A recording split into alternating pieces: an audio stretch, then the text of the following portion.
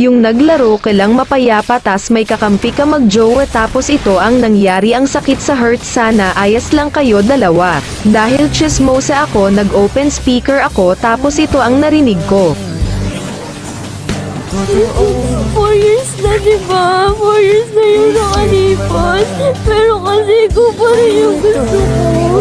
Wala akong ibang gusto.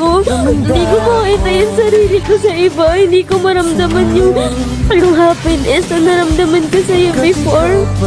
But I'm trying naman eh.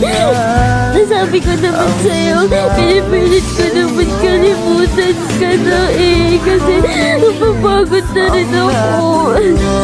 Nahihirapan na rin ako.